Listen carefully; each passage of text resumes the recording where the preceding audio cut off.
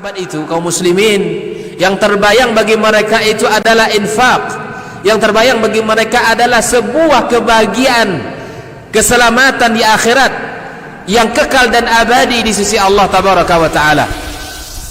Semua kita boleh klaim sekarang, kamu cinta Nabi, cinta Ustaz, cinta Nabi, cinta Ustaz, termasuk saya, cinta Nabi, cinta. Dapat tahunya besok di akhirat. Maka apa kata Nabi sallallahu alaihi wasallam? Amalur rajuli biyadih. Penghasilan yang terbaik adalah pekerjaan yang dilakukan oleh seseorang dengan tangannya sendiri. Wa kullu bai'in mabrur. Dan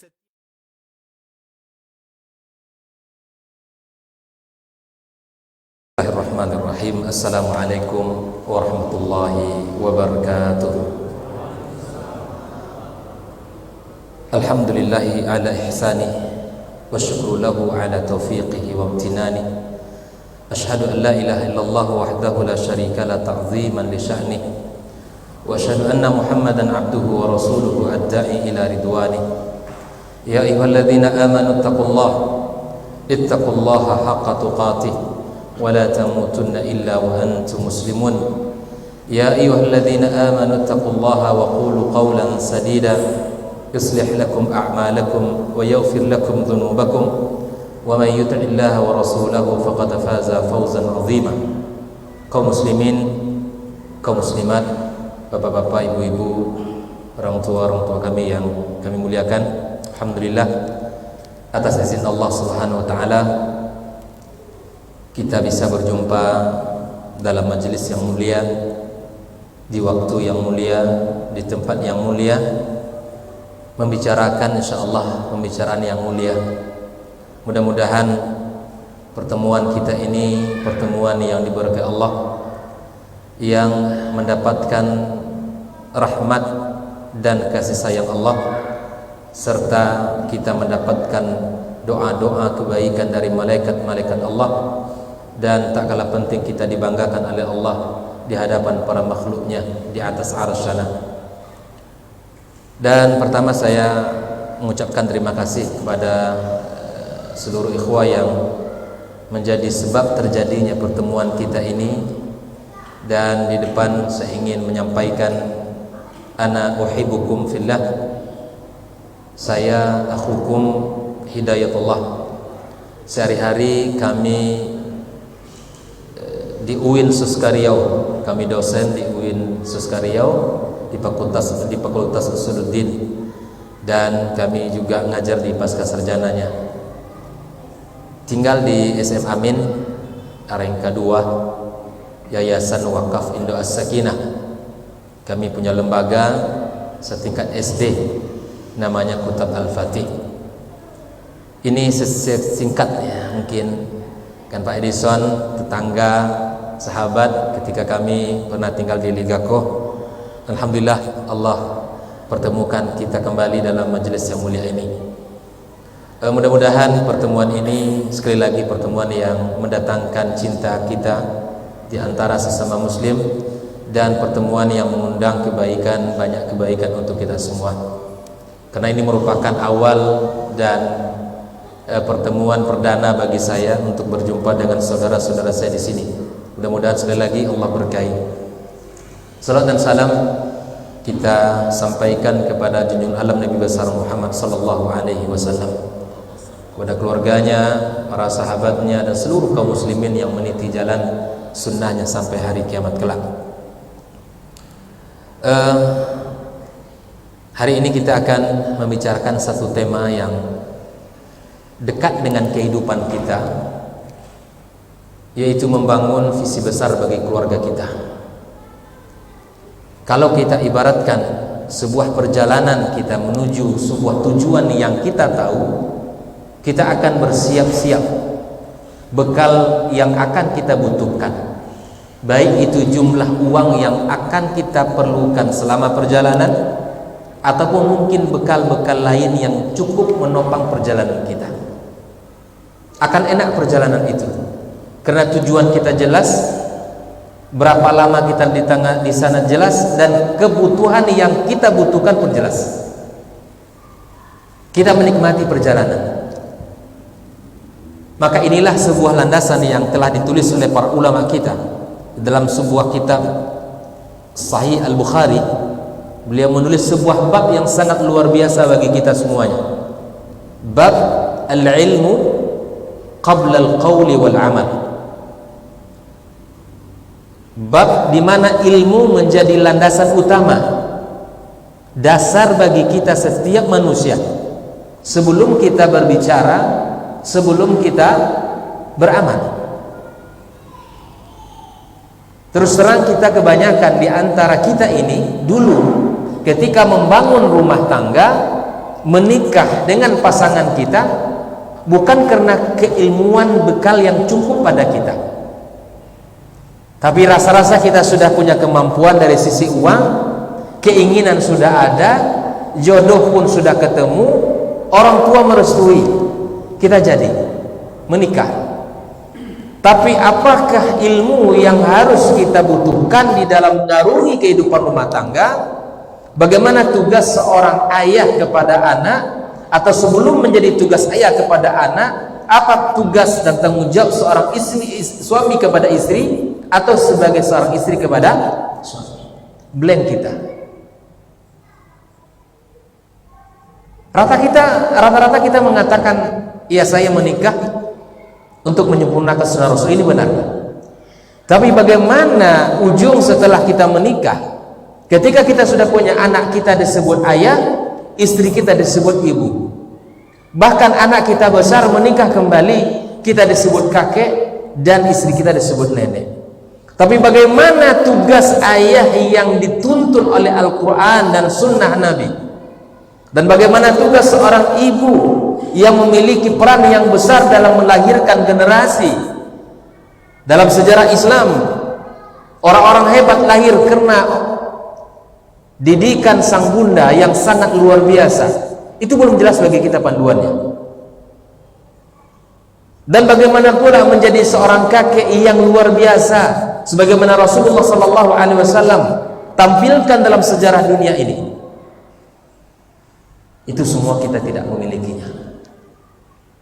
Maka itu kaum muslimin kaum muslimat, malam ini kita akan mengambil panduan utuh dari Al-Quran dan sunnah Nabi SAW dan sejarah Islam yang berbicara tentang apa yang akan kita bicarakan ini, membangun visi besar keluarga muslim. Kaum muslimin kaum muslimat rahimakumullah.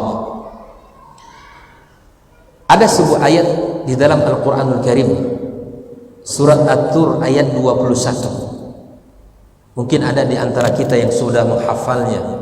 Allah Subhanahu wa taala berfirman, "Walladzina amanu wattaba'athum dzurriyyatuhum biimanin alhaqna bihim dzurriyyatahum wama alatnahum min amalihim min syai' kullu imri'in bima kasaba rahin." Allah taala berfirman, orang-orang yang beriman. Di sini maksudnya para ulama tafsir mengatakan adalah para ayah, orang tua, dan anak-anak mereka mengikuti keimanan mereka di jalan Allah. Maka Allah akan gabungkan antara ayah dan anaknya. Allah sambungkan keluarganya itu. Allah gabungkan kita bersama di dalam surga. Allah pertemukan kita di dalam surga. Maka bagaimana membangun visi besar seorang muslim di dalam keluarganya? Dia harus berharap, bercita-cita, ya, punya harapan besar, berkumpul di dalam surga sebagaimana dia berkumpul di dunia ini bersama keluarganya. Visi ini bukan dari saya, visi ini bukan dalam sebuah tulisan ilmiah, bukan, tapi visi ini adalah Allah yang menyebutkannya, Allah yang menggariskannya di dalam kitab sucinya yang mulia, agar kita kembali berkumpul di surga bersama keluarga kita sebelum kita, atau sebagaimana kita berkumpul di dunia bersama anak dan keluarga kita. Tapi ada satu hal yang penting kaum muslimin kaum muslimat, sebelum kita berbicara tentang surga yang abadi, saya ingin sedikit membawa kita untuk mengevaluasi diri dulu. Agar kita menjadi keluarga yang dirindukan surga, maka kita evaluasi bersama apa yang menjadi tema besar dalam pembicaraan kita sehari dalam rumah tangga kita. Sebelum kita bercita-cita untuk berkumpul di surga Allah bersama anak dan keluarga kita, maka apakah kita di dalam rumah tangga kita sudah menghadirkan tema-tema surga itu? Mana yang lebih banyak pembicaraan kita bersama anak kita? Bicara tentang pekerjaan amal yang mendekatkan ke dalam surga, ataukah seputar kehidupan dan kebutuhan kita saja? Katanya kita merindukan surga, katanya kita ingin masuk surga bersama keluarga, tapi apakah keinginan kita itu sudah sejalan dengan usaha kita? Apakah amal yang kita lakukan bersama keluarga sudah sejalan dengan cita-cita mulia kita? Maka mari kita evaluasi kaum muslimin kaum muslimat.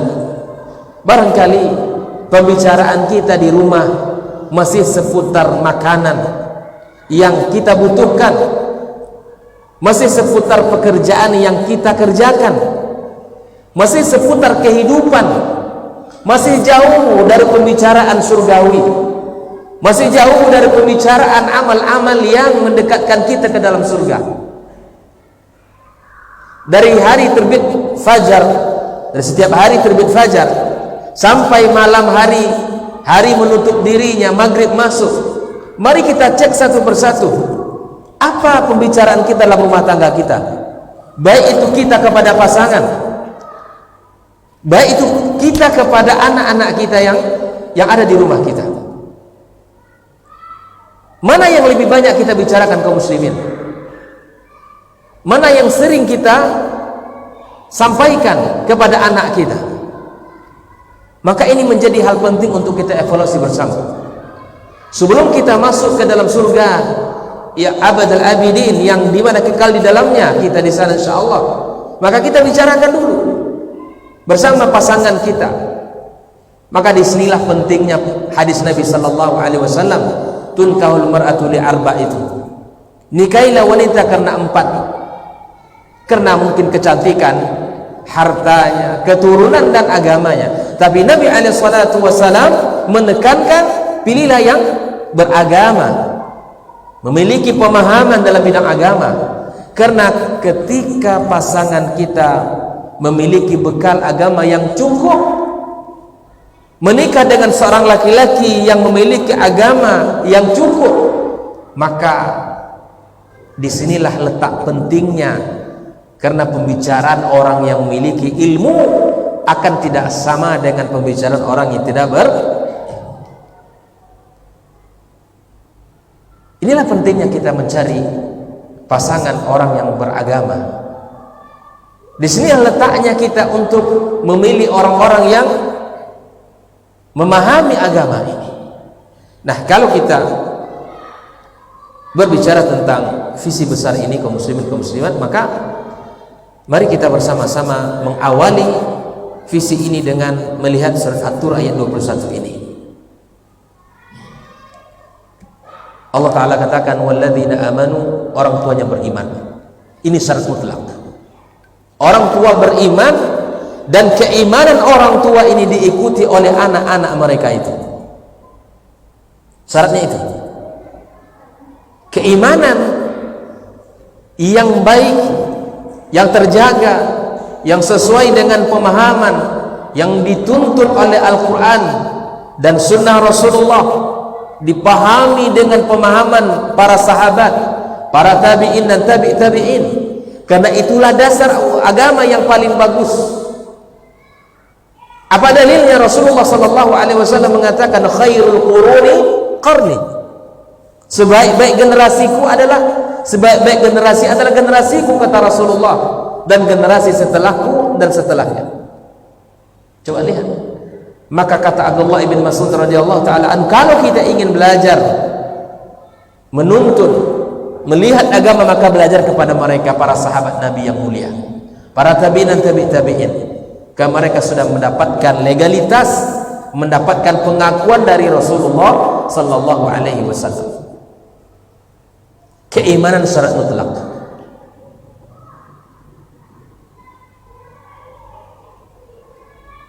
Walladzina amanu wattaba'atuhum dzurriyyatuhum biimanin. Nah, kata para ulama, keimanan itu diikuti oleh anak mereka biiman. Disebutkan dalam ayat ini nakirah. Nakirah artinya apa saja. Yang penting kita beriman, anak kita beriman. Masalah amal itu bisa berbeda-beda. Kalau orang tuanya rajin beribadah, qiyamul lail, dengan itu dia masuk surga, rahmat Allah.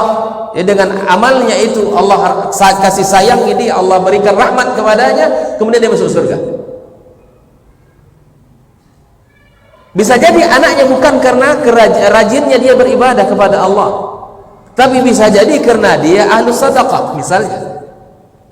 Makanya di sini kata para ulama, di antara rahasianya kenapa Allah katakan biiman, dinakirahkan di situ iman itu oleh Allah, karena yang menjadi kata kunci adalah keimanan.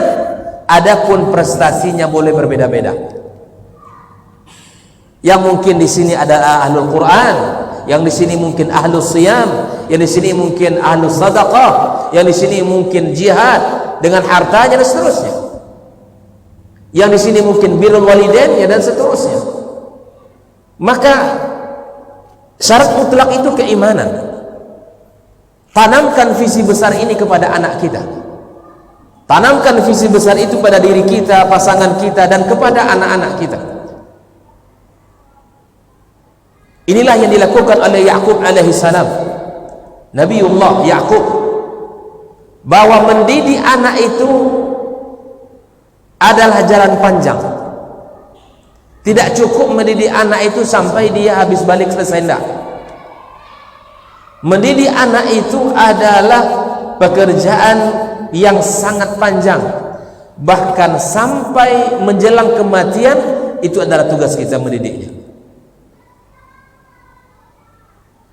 Walaupun anak itu sudah menikah, bukan berarti ketika anak itu pindah kepada suami. Kalau anak kita perempuan misalnya, dia tanggung jawab pendidikan, memang pindah kepada suami, tapi bukan berarti ayahnya tidak boleh memberikan pendidikan. Jangan salah pahami, gitu kan? Ini tugas kita sebagai orang tua mendidik anak perempuan sampai kapan, Ustaz? Ya. Memang ketika sudah menikah, qabiltu nikahaha, itu berpindah tanggung jawabnya, baktinya dari orang tua kepada suami. Tapi ayah tidak, bukan berarti berhenti di dalam memberikan pendidikan. Kalau dia tidak taat kepada suaminya, keras kepala kepada suaminya, maka ayah memiliki peran untuk memberikan nasihat. Itu pendidikan. Apalagi anak laki-laki, Pak, yang tidak boleh putus kita dengan mereka. Kita harus selalu membimbing mereka. Maka Nabiullah Ya'qub alaihissalam, pelajaran mahal tentang pendidikan anak dari beliau, sampai ajal ketika beliau sakit menjelang kematian, itu bertanya, Pak, kepada anaknya, meyakinkan bahwa dakwah yang beliau sampaikan selama ini apakah telah sampai kepada anak-anaknya tadi. Apa kata Ya'qub alaihissalam ketika beliau sakit menjelang kematian? Dia berkata kepada anak-anaknya, ma ta'buduna min ba'di. Dipanggilnya, Pak, anak-anak itu, wahai anak-anakku, apa yang akan kalian sembah nak setelah aku meninggal dunia? Ini sakit menjelang kematian, Pak. Oh, jangan dikira anak kita sudah S1, S2, S3 berhenti kita pendidikan. Tidak. Pendidikan sekali lagi proses yang cukup panjang.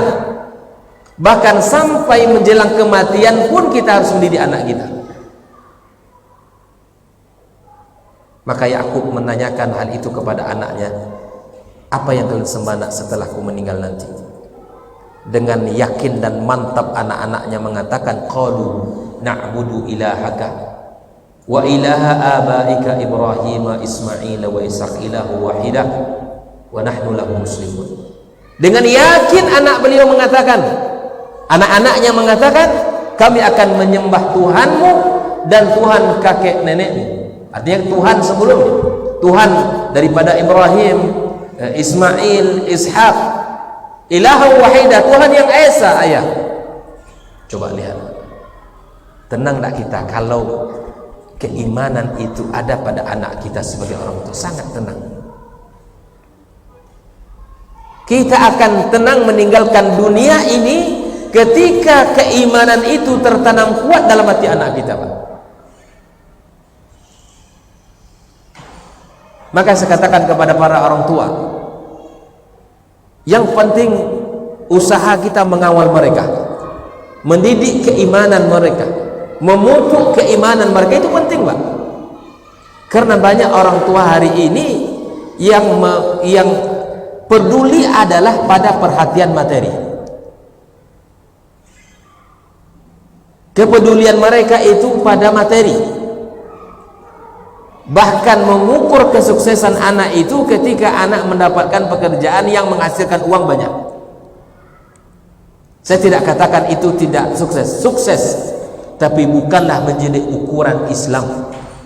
Bukan menjadi satu-satunya ukuran keberhasilan seseorang.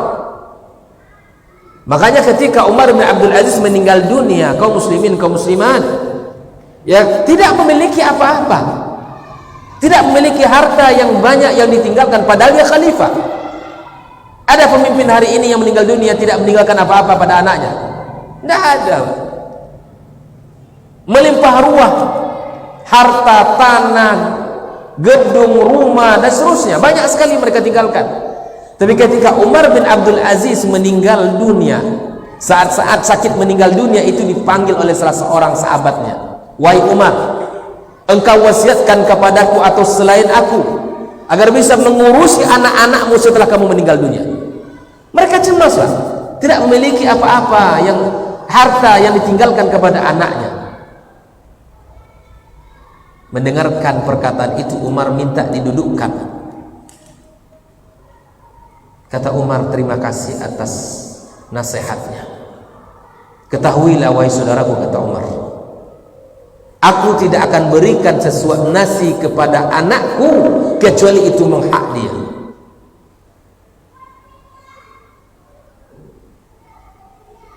Dan aku tidak meninggalkan harta yang banyak untuk anak-anakku kecuali keimanan. Karena ketika keimanan itu aku tinggalkan pada mereka, yang akan mengurus anak saya nanti bukan kalian, tetapi Allah.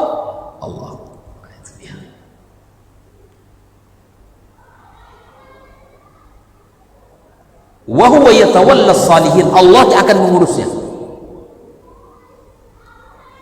Namun ketika saya tinggalkan anak saya dengan harta yang melimpah ruah, tetapi keimanannya dangkal dalam diri mereka, keimanan itu kering dalam jiwa mereka, maka aku takut dengan harta yang melimpah ruah itu, akulah orang yang pertama yang mengantarkan dia kepada kerusakan. Karena orang memiliki harta banyak, tidak dikawal oleh iman, itu akan berpotensi rusak. Tapi kata Umar, ketika aku tinggalkan mereka dengan keimanan, ketakwaan kepada Allah, tapi tidak aku tinggalkan harta yang banyak, aku tidak risau. Karena yang akan mengurus anakku nanti adalah siapa? Allah. Ini keyakinan penting, Pak. Maka kita sebagai orang tua tidak boleh terlalu bersedih kalau nanti ketika meninggal dunia harta tidak banyak kita tinggalkan. Tapi bersedihlah ketika kita meninggal dunia nanti anak kita tidak tahu kiblatnya, tidak tahu rukuk dan sujud kepada sang Khaliknya, tidak tahu kitab sucinya, tidak tahu sunnah rasulnya. Bersedihlah anda wahai para ayah yang meninggalkan generasi anak keturunan yang jauh dari agama. Tapi berbahagialah ketika meninggalkan anak keturunan dalam keimanan, karena harta itu sangat mudah Allah datangkan. Janji Allah kepada orang-orang yang beriman, wa may yattaqillah yaj'al lahu makhraja. Yang bertakwa kepada Allah, Allah berikan jalan keluar. Masalah harta itu kecil bagi Allah, mudah bagi Allah. Maka orang beriman, Allah yang mengurus urusannya. Biarkanlah Allah yang mengurus urusan anak kita, Pak. Terkadang kita ini karena takut masa depan anak kita ini sulit, takut masa depan mereka ini susah, sehingga orang tua dengan pikiran seperti itu menjadi bakhil. Masjid yang besar ini sepatutnya dia bisa membantu menyelesaikan masjid kita ini, tapi kena rasa khawatir tadi, ditumpuknya di bank, ditabungkan hartanya untuk masa depan anak pertama, anak kedua, anak ketiga, anak keempat misalnya, sehingga ukuran harta yang diinfakkan tidak sesuai dengan jumlah harta yang tersimpan di bank. Saya kasih tahu satu rumus, Pak. Orang yang berinfak 100.000 yang dimiliki misalnya 500.000, itu tidak sama ya dengan orang yang berinfak 100.000 tetapi hartanya belasan bahkan puluhan juta di rekeningnya. Itu berbeda. Maka itu kaum muslimin, kaum muslimat, jangan sampai kita menjadi orang yang tidak mau berjuang di jalan Allah, baik itu dengan harta kita ataupun tenaga kita, dikenakan visi yang terlalu kekhawatiran yang terlalu besar untuk anak-anak kita, dan sehingga kita menjadi orang yang bakhil untuk menginfakkan harta-harta kita. Ikhwani wa akhwati fillah habibakumullah. Maka kokohkan visi tadi dalam rumah tangga kita, kokohkan keimanan dalam diri kita, dalam diri anak-anak kita, dalam diri pasangan kita. Keimanan itu adalah sesuatu yang urgen, yang sangat penting dalam kehidupan kita. Keimanan orang tua itu akan sangat mempengaruhi kepada anak-anaknya nanti. Bahkan kata para ulama, salahul aba, kesolehan orang tua, keimanan kebaikan diri orang tua akan sangat berpengaruh terhadap kesolehan anak dan keturunannya. Dulu Pak, para ulama ketika mereka melakukan satu maksiat saja, terasa itu maksiat, tapi sebenarnya bukan maksiat. Ada sebuah kisah yang sangat luar biasa. Di pagi harinya tunggangan kudanya itu tidak bisa dikendalikan olehnya. Ibnu Sirin, ulama luar biasa. Ketika tunggangan kudanya tidak bisa dikendalikan dengan baik di pagi hari, dia minta ampun kepada Allah. Dia merasa bersalah kalau tadi malam telah melakukan maksiat. Apa maksiatnya kaum muslimin?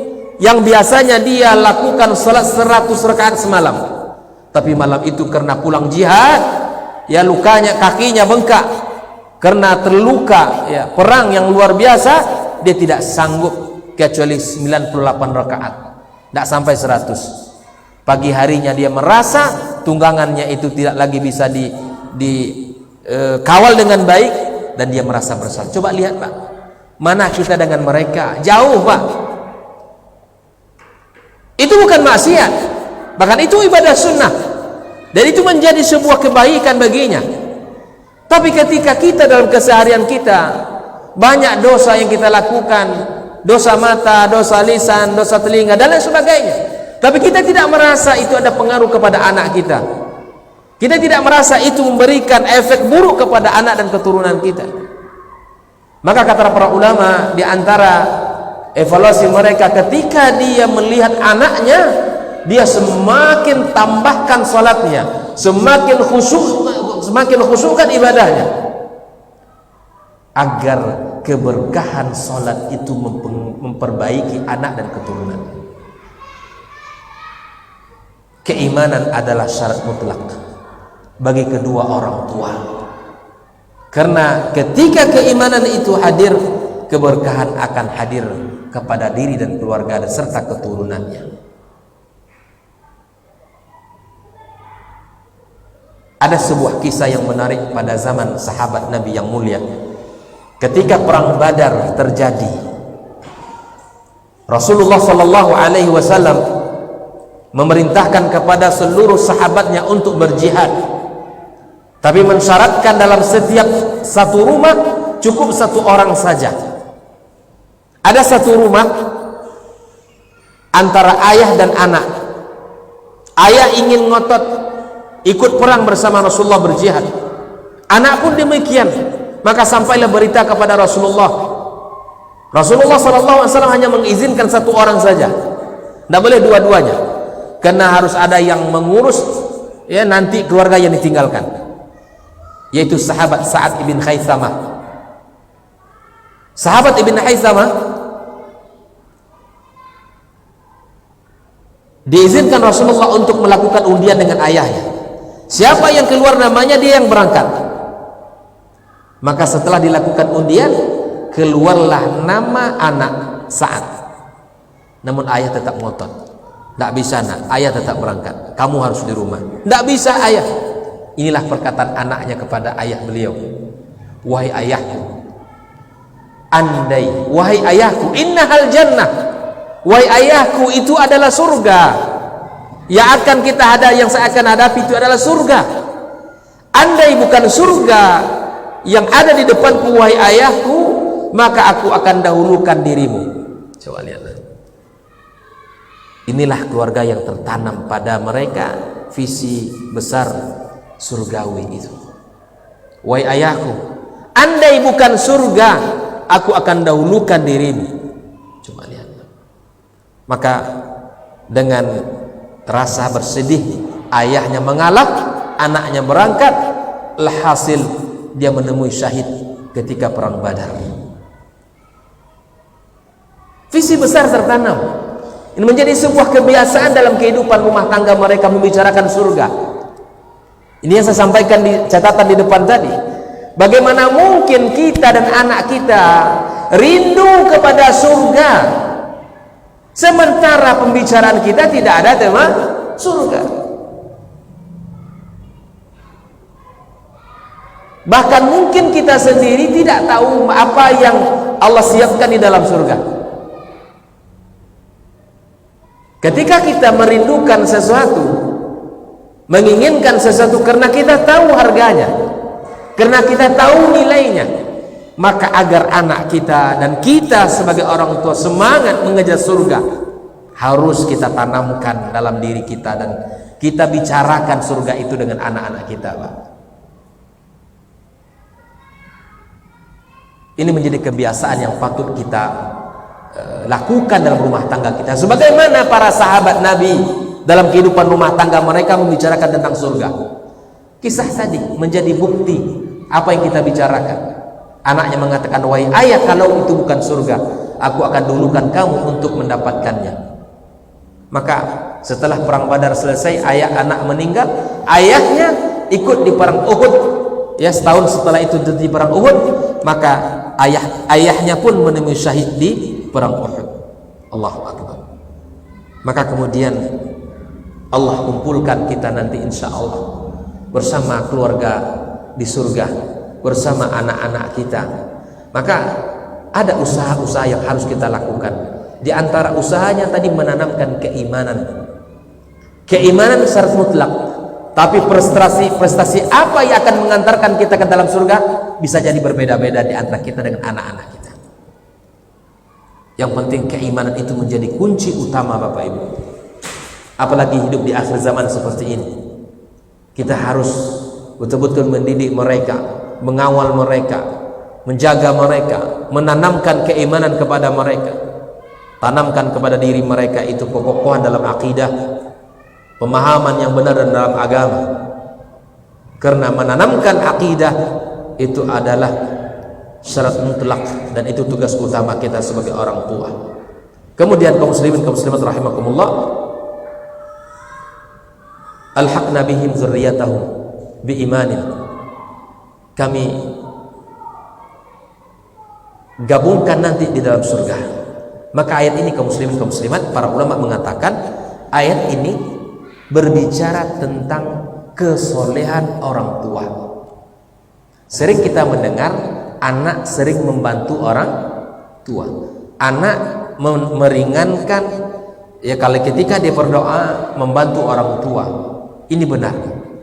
Tapi ayat At-Tur 21 ini adalah ayat yang berbicara kesolehan orang tua yang akan mengangkat nanti derajat anak di surga. Katakan ayahnya sudah levelnya tinggi, tapi anak-anaknya masih di level bawah. Maka kenikmatan Allah yang Allah berikan kepada keluarga ini, maka anak yang di level bawah ini Allah angkat sampai bertemu dengan keluarganya. Kalau kita balik buka surat At-Tur ini Pak, dari ayat 21, ayat 21 ini, ayat 20, 19, 18, 17, 16, itu ayat-ayat yang berbicara tentang surga, kenikmatan surga. Di antara kenikmatan-kenikmatan surga itu, Allah pertemukan antara ayah dan anaknya dalam surga. Sama kita hari ini Pak, mungkin bapak-bapak yang anaknya di pesantren atau yang sudah merantau kuliah, ibu-ibu masakan kesukaan anak, teringat enggak anak Bu? Pasti teringat. Ya Allah, anak bujang saya suka sekali makanan ini.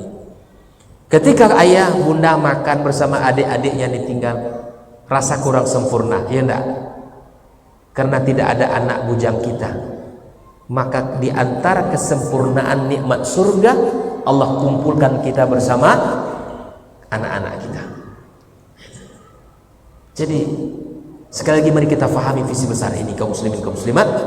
Dengan menanamkan visi besar pada diri dan keluarga kita, insya Allah Allah akan gabungkan kita kembali bersama keluarga kita di dalam surga, ya sebagaimana Allah kumpulkan kita di dunia ini. Kaum muslimin kaum muslimat rahimakumullah. Kalau kita berbicara tentang visi besar keluarga muslim, yang kedua adalah menyelamatkan diri dan keluarga dari neraka Allah. At-Tahrim ayat 6, Allah gambarkan, ya ayyuhalladzina amanu qu anfusakum wa ahlikum nara. Allah telah gambarkan kepada kita sebagai orang tua tugas yang paling besar, tugas yang paling utama, tugas yang paling penting. Orang tua Pak adalah menyelamatkan diri dan keluarga dari neraka Allah Subhanahu wa taala.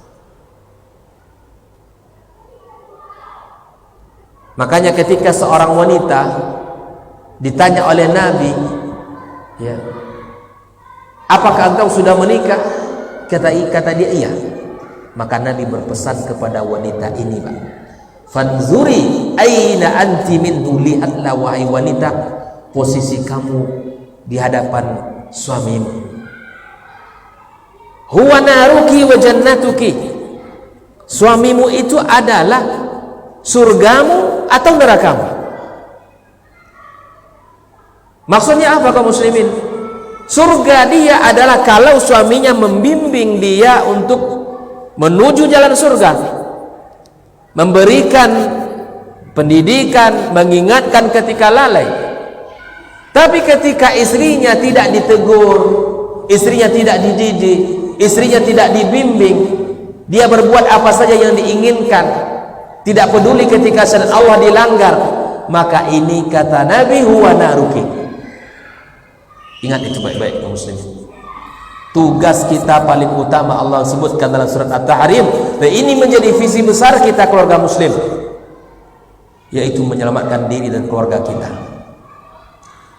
Pria yang baik itu bukan hanya memiliki penghasilan yang besar dan mapan dari sisi pemasukan, tidak. Tapi yang paling terpenting, pria yang baik itu adalah yang memiliki penghasilan yang halal, bukan besarnya. Kalau besar pemasukan itu lebih kelebihan, itu nikmat yang Allah tambahkan. Apa gunanya kalau rezekinya besar banyak tetapi itu dari jalan yang haram? Makanya Rasulullah Sallallahu Alaihi Wasallam mencontohkan bagaimana mengawal visi ini. Ketika beliau melihat cucunya Hasan, ketika itu dia berlari-lari di Masjid Nabawi, melihat Hasan memakan kurma sedekah. Kurma sedekah itu tidak boleh bagi Nabi dan keluarganya. Memakan sedekah tidak boleh. Ketika Hasan dilihat oleh Nabi memakan kurma sedekah, dikejar oleh Nabi, Pak. Dipanggil oleh Nabi, dibuka Nabi mulutnya yang mungil itu, dicongkel oleh beliau dengan jarinya yang mulia itu. Tujuan Nabi untuk melakukan itu adalah mengeluarkan kurma yang dimakan oleh cucunya tadi. Coba lihat, Pak. Apa kata Rasulullah? Wahai Hasan, apakah engkau tidak tahu kalau kita tidak makan kurma sedekah, kalau kita tidak makan barang-barang sedekah, maka keluarkan itu wahai Hasan. Masya Allah. Hasan berapa usianya? Masih kecil. Kalau mungkin hari ini kita bisa berdalih, tidak apa-apalah, kan masih kecil, belum balik lagi Ustaz, belum menanggung dosa. Iya betul. Tapi kalau sudah terbiasa sejak kecil memakan seperti itu, Pak, dia khawatirkan dia tumbuh dewasa dengan kebiasaan buruk itu. Kata para ahli bahasa dalam orang Arab mengatakan, man syabba ala syai'in syaba alaihi. Orang yang tumbuh sejak kecil dalam kebiasaan apapun, dia akan tumbuh dewasa dengan kebiasaan itu. Kalau sejak keteknya sudah mulai melakukan kebaikan, insya Allah berharap pertolongan Allah dan taufiknya, anak kita tumbuh dengan kebaikan itu. Makanya Pak, kalau anak-anak kita datang dari rumah tetangga atau datang dari luar, dia bawa makanan, tanyakan. Kalau dia bawa setangkai rambutan, jambu, tanyakan, dari mana kamu dapat itu, nak? Karena rasanya kita tidak pernah belikan, atau tidak pula menyuruh dia beli. Ini nampak anak bawa rambutan setangkai, sini nak makan sama-sama. Belum jelas lagi barang itu dari mana. Bisa jadi barang tetangga yang diambilnya. Kalau itu tidak kita perbaiki, kita khawatir, Pak, ya itu akan menjadi kebiasaannya nanti bersama ketika dia sudah dewasa nanti. Jeli, Pak, harus teliti. Mainan misalnya, ini mainan siapa kamu ambil, nak? Ayah atau bundamu tidak pernah belikan ini. Ini mainan si fulan. Oh, Masya Allah. Diberi atau kamu ambil? Diberi, Pak. Kalau katanya diberi, kita tanyakan, betul enggak dia diberi oleh kawannya? Kalau tidak, kita perbaiki kesalahan itu. Kalaulah Nabi Shallallahu Alaihi Wasallam mengatakan Hasan itu masih kecil dibolehkan makan, maka Nabi tak lakukan itu. Tapi Nabi SAW ingin memberikan pelajaran mahal kepada kita, agar kita paham pendidikan itu harus dimulai sejak kecil, ditanamkan kejujuran, ditanam kebaikan itu sejak usia dini. Karena kita berharap ketika kita kasih tahu dengan hal-hal seperti itu, insya Allah anak kita tumbuh dengan yang kita harapkan, jauh dari perbuatan-perbuatan yang salah. Maka tas sekolah anak kita perlu kita lihat, Pak. Barangkali bukunya, pensil, penanya, ya, cek sekali-kali dalam buku, dalam tas anak kita itu. Tapi sekarang sering anak sekolah, Pak, ya, usaha online ini corona tuh nampaknya yang ada tuh di sekolah aja, di pasar, di kafe-kafe, di mana-mana tidak ada corona nampaknya. Yang kedua di masjid, takut orang ke masjid ada corona. Tapi kafe-kafe di luar sana masih buka sampai jam 2 malam. Ini masalah besar kita, Pak. Maka kaum muslimin, kaum muslimat rahimakumullah, maka kita berharaplah kepada Allah, berdoa sebanyak-banyaknya agar Allah angkat penyakit ini. Allah sembuhkan saudara-saudara kita yang sudah kena penyakit ini. Dan Allah mudahkan pemerintah kita untuk menjalankan amanah mereka, insyaallah. Kaum muslimin, kaum muslimat rahimakumullah. Maka tugas kita sebagai orang tua adalah mengawal, menyelamatkan diri dan keluarga kita dari api neraka. Caranya bagaimana, kaum muslimin? Harus kita teliti. Kita sebagai orang tua jangan sembarangan membawa rezeki ke rumah. Sebagai ayah, carilah sumber rezeki yang halal. Karena Nabi Shallallahu Alaihi Wasallam mengatakan, lahmun nabata an suhtin fannaru aula bihi. Daging yang tumbuh dari sumber yang tidak baik, itu neraka yang paling utama mendekat. Visi surgawinya akan hilang. Jangan berharap dulu masuk surga, karena yang mendekati itu bukanlah rahmat Allah, tetapi murka Allah. Maka itu kaum muslimin, dulu saya kasih satu kisah. Ibu-ibu di zaman dulu, ketika suami mereka ini keluar dari rumah ingin bekerja, didatangi suami itu, dihampiri suaminya, dibisikkan setiap pagi ke telinga suami, "Bang, kami sabar dengan kondisi sederhana, hidup apa adanya tapi dari sumber yang halal. Dan kami tidak akan sabar dengan azab Allah di hari kiamat kelak disebabkan dari sumber yang haram." Setiap hari bisikkan ke telinga suami, bisikkan ke telinga suaminya kata-kata itu, agar suaminya tetap istiqamah di jalan-jalan yang diridai Allah, dari sumber rezeki yang baik, dari sumber rezeki yang bersih, dari sumber rezeki yang halal, walau itu sedikit. Karena sesungguhnya kaum muslimin, yang kita cari dalam rumah tangga itu adalah keberkahan. Apa sih yang kita cari dalam rumah tangga? Keberkahan. Bukankah doa kita untuk orang pengantin baru apa? Barakallahu laka wa baraka alaika wa jama'a bainakuma. Nah, kalau ada orang yang mau didoakan, kita doakan. Mau Ustaz di sini doakan ya. Nah, didoakan lagi itu barakallahu laka. Baik, barakallahu fikum. Sekali lagi, yang kita cari dalam rumah tangga itu adalah keberkahan. Rezeki yang baik sedikit berkah itu jauh lebih mulia daripada rezeki banyak tapi dari sumber yang haram, akan melahirkan amal-amal yang tidak baik. Alhamdulillah ya, semoga Allah Subhanahu wa taala memberkahi pertemuan kita. Mudah-mudahan ilmu yang saya sampaikan bisa saya amalkan, dan kita semua yang mendengarkan kajian kita dimanapun berada, baik dalam masjid maupun yang melihat kajian kita. Dan terima kasih kepada tim Robani dan Kampar Mengaji. Ini tim yang selalu berkhidmat di jalan Allah Subhanahu wa taala, yang mereka membantu untuk menyebarkan dakwah kita ini.